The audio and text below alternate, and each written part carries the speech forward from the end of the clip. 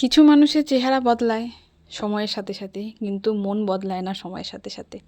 জানেন তো বন্ধুরা, যখন এক মানুষ আরেক মানুষকে দেখে হাসে, বা এক মানুষ তার আরেক সংসারের কথা নিয়ে কথা বলে, বলে তোর ছেলে এটা করছে, সামলে নিস, আমার ছেলে কোনোদিনও করবে না, আমি আমার ছেলেকে ভালো করে জানি, ভালো করে শাসনে রাখছি, আমি আমার মেয়েকে ভালো করে রাখছি, আমি আমার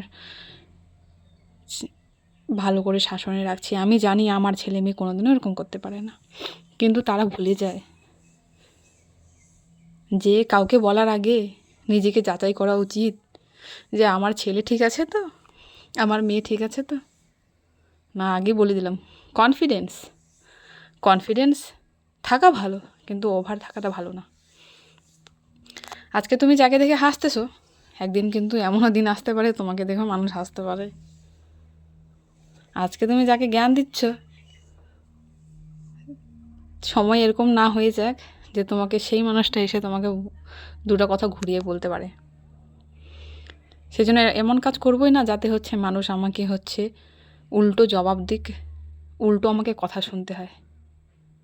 হয়তো তোমার মতো মুখের উপরে বলতে পারবে না, কিন্তু হ্যাঁ, মনে মনে তো বলবো। মুখের উপরে সব কথা শুনতে পারবো না, কিন্তু মনে মনে তো বলবো, তাই না?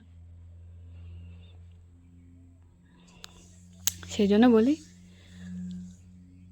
অতটাই করো যতটা তুমি সহ্য করতে পারো। এমন না হয়ে যাক যে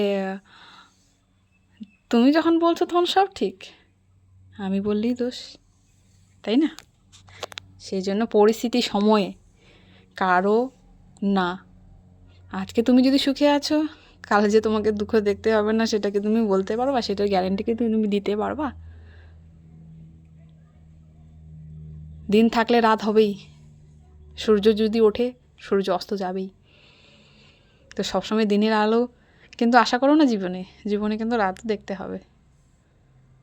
তখন যেন তোমাকে কেউ বলতে না পারে, কেউ যেন তোমাকে না দেখে হাসে, সেই রাস্তাটা কিন্তু নিজেকে করতে হবে। সেই জন্যই বলি বন্ধুরা, ভগবান আমাদেরকে পাঠিয়েছে পৃথিবীতে নাটক করার জন্য।